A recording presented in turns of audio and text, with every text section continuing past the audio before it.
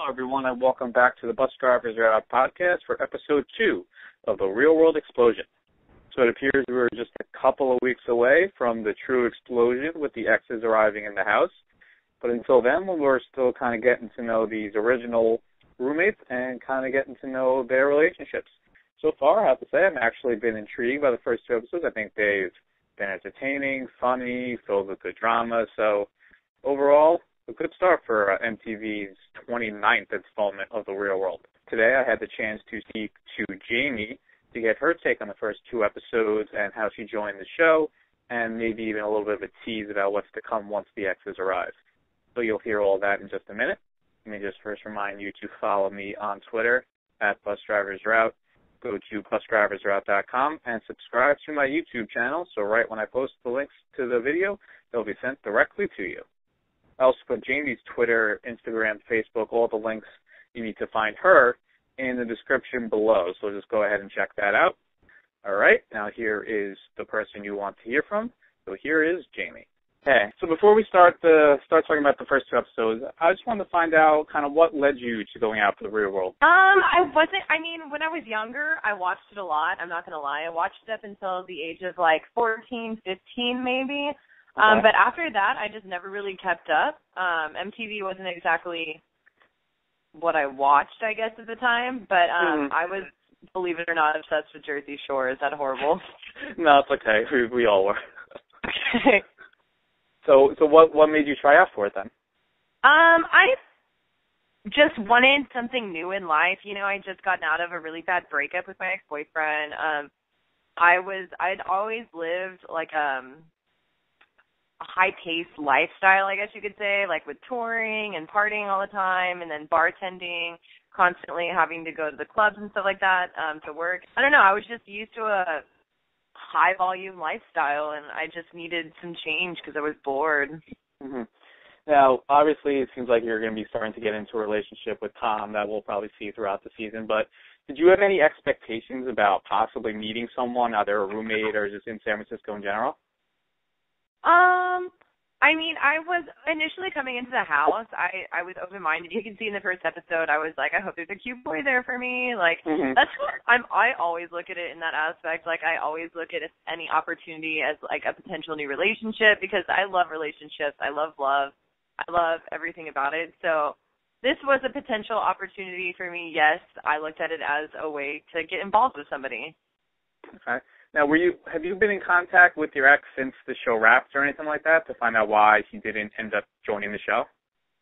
Yeah, we talked on the show, actually. Y'all will find out a lot more about that later, but he respects me enough not to come onto a show. He has his own thing going on, and it's my turn, you know.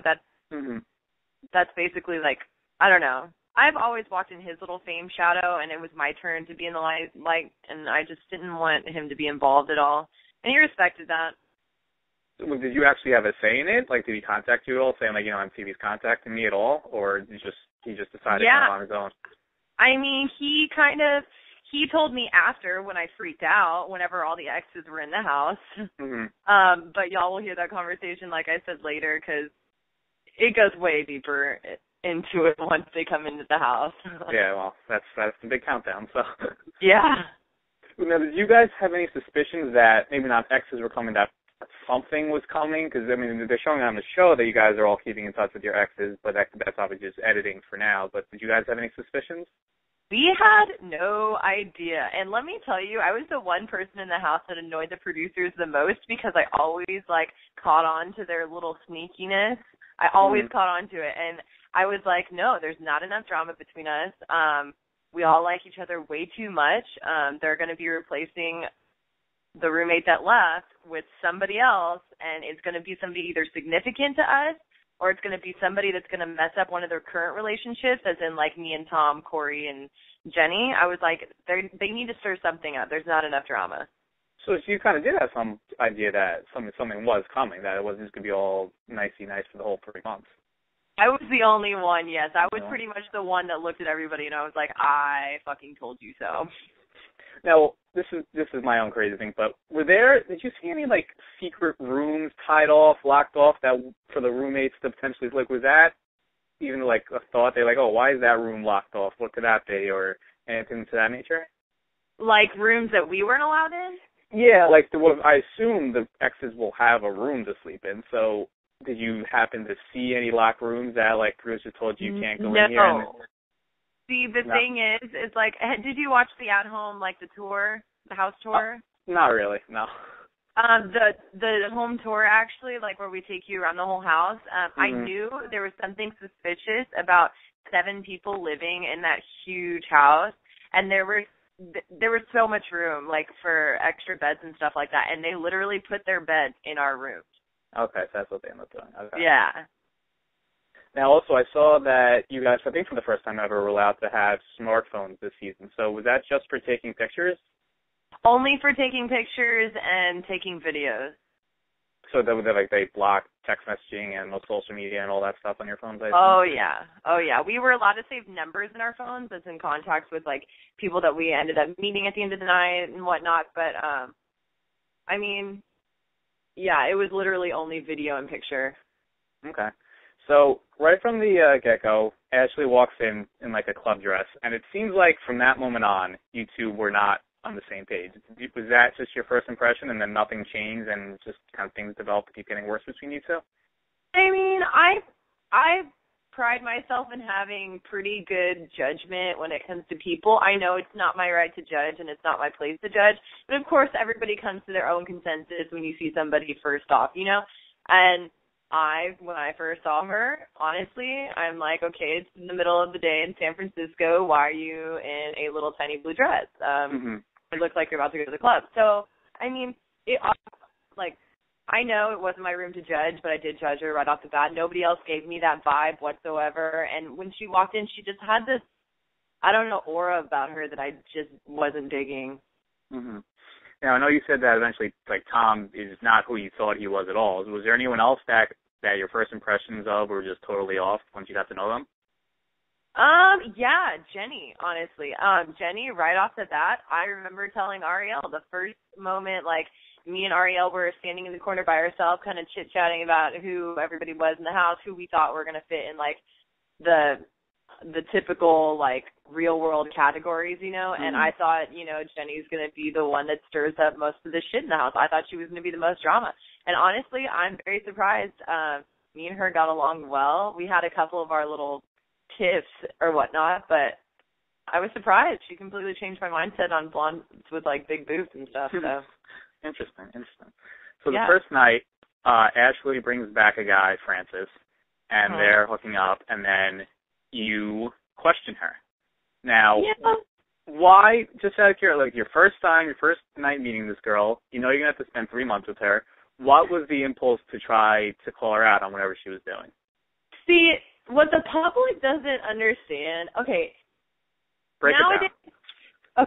Nowadays people don't understand that, like, people have basically okayed the fact of people sugarcoating. Like, not many people anymore are very, very just, like, straightforward and blunt and just say what's on their minds. Most people either just hold it in, don't say anything, or sugarcoat it.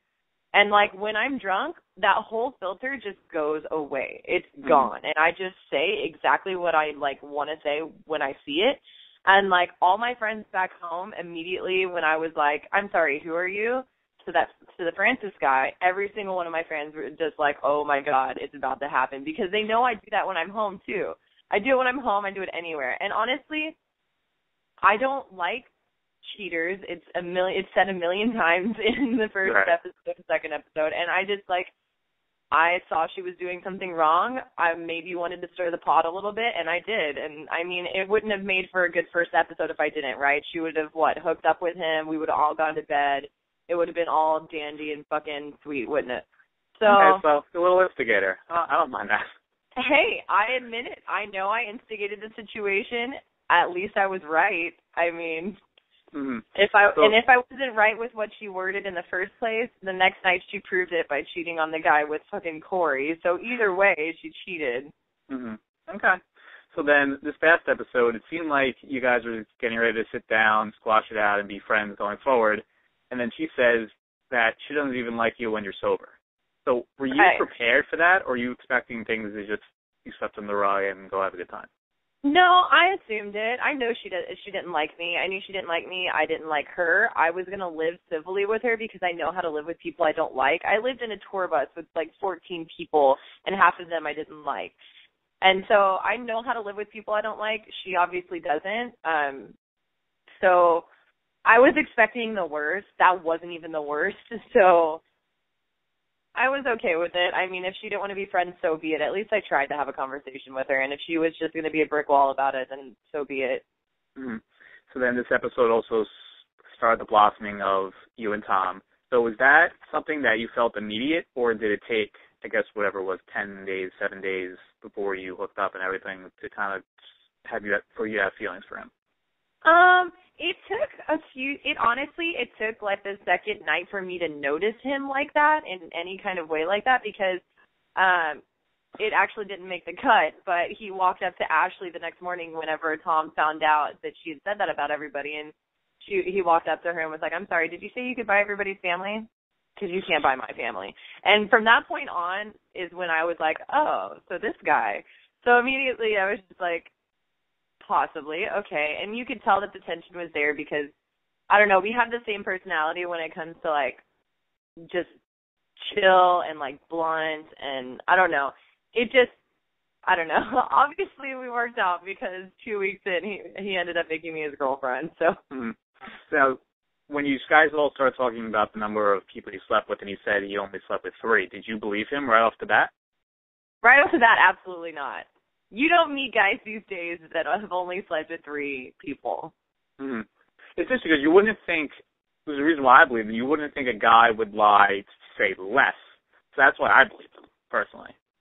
Normally, if a guy would lie, he's going to say more. I actually had this conversation with one of my friends, and these days it's changed, though, because girls' standards have gone up, I feel like, these days. And the more girls you've slept with, the less the girl wants to be with you nowadays, or at least in my opinion and the people that I'm around. But so I don't know why he would fake it. I would feel like he would try and down his number more than make it bigger. That's why I didn't believe him. I was like, no, he's trying to impress us right now. So that was made him more appealing to you, that he was only 3, that he fully cares, like when he wants to sleep with somebody he cares about them? Yeah, absolutely. I was like blown away by that because just the innocence about it, that he really genuinely cares about that person and it's that significant to him and it means that much, meant a lot to me. Mm-hmm. So when you're at the bar last episode, there was seemingly a lot of like jealousy between when he was talking to girls and stuff like that. Does that all go back to you being burned by Cameron, that you just takes a while for you to trust someone? What kind of led you to kind of getting in between with Tom and whoever he was talking to?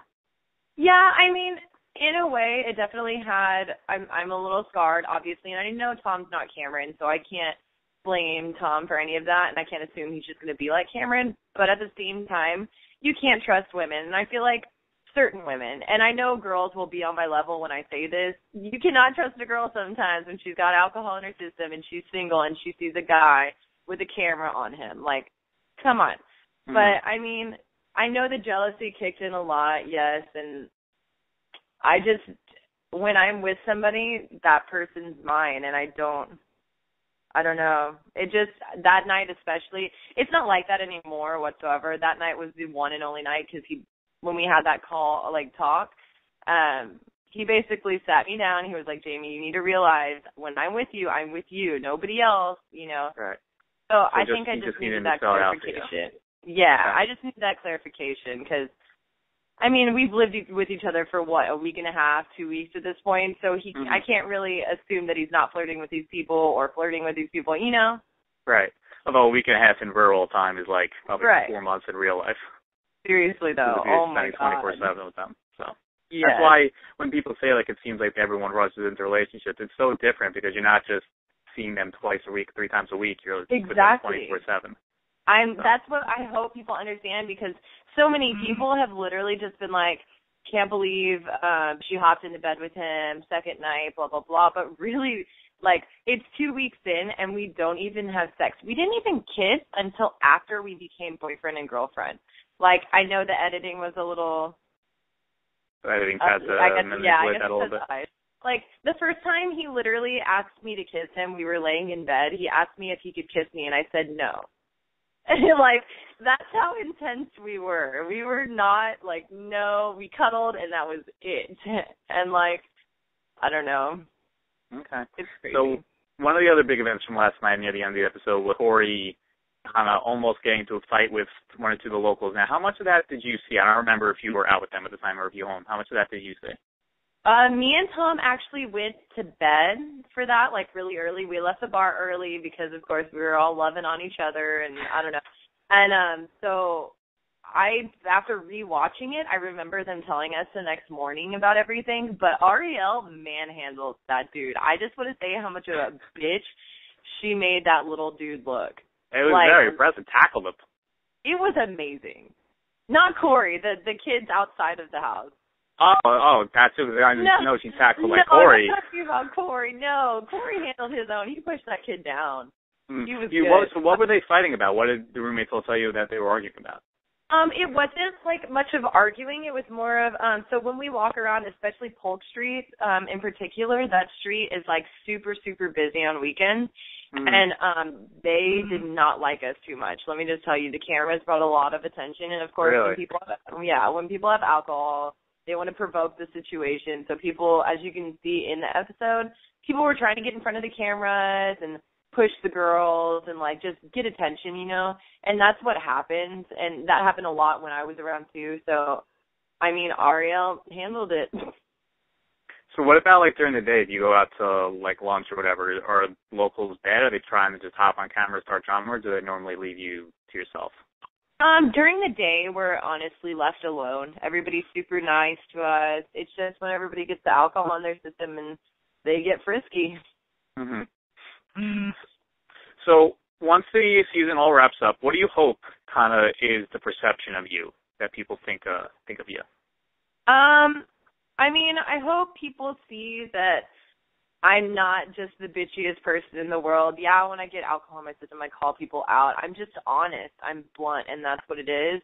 But I really do have a good heart, and I have a soft spot in my heart for love and relationships. And I just hope people end up seeing that genuine side of me instead of just being the highlight of just me being a bitch. And I hope that doesn't come out as strong, because I do have an advice column, and I don't want to embarrass myself in front of these kids that say that they do look up to me and my roommate for giving them advice, and I don't want to look like a complete piece of shit, you know? Mm-hmm. So hope in the end they can still not be embarrassed to say that I'm one of their role models or something like that, you know? Right.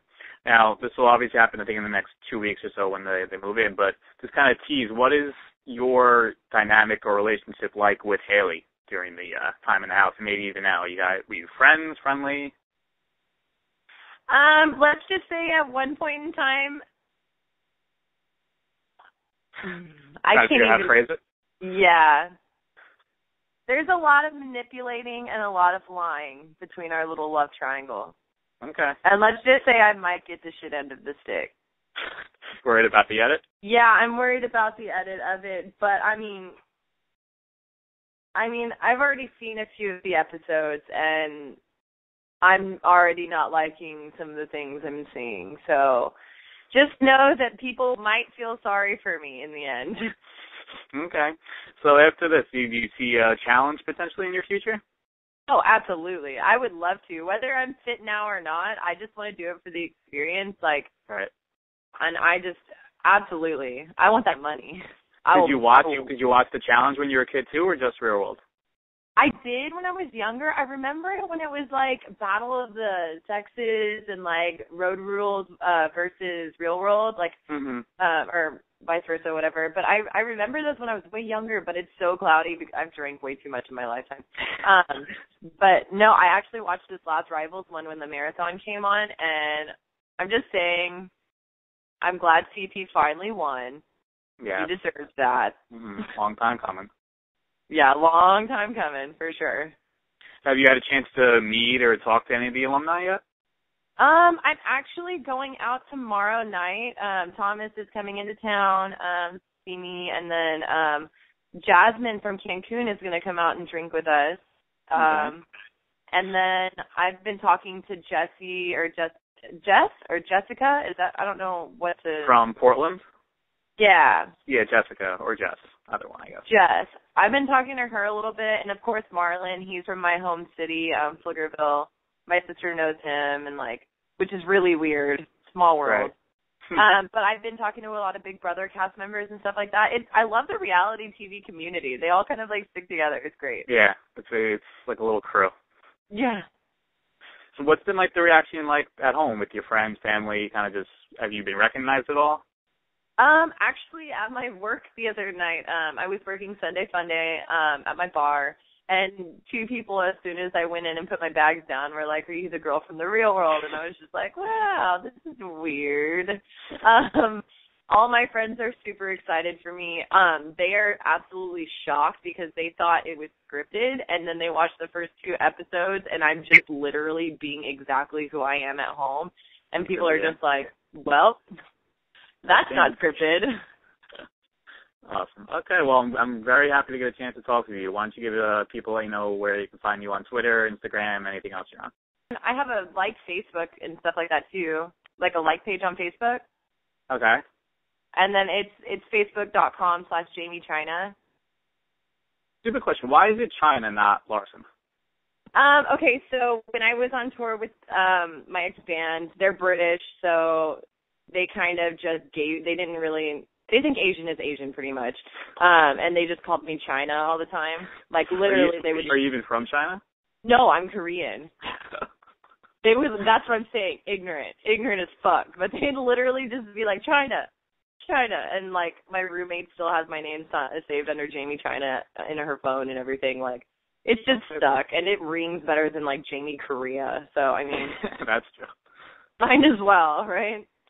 All right. Well, I really appreciate you coming on. This is a lot of fun. I look forward to seeing what you have in store for us for the rest of the season. Yeah, absolutely. Thank you so much. And if you need any more interviews, just let me know, and I'm totally down. All right, great. Talk to you soon. Alrighty, thank you. Bye, Jamie. Bye. Okay, bye.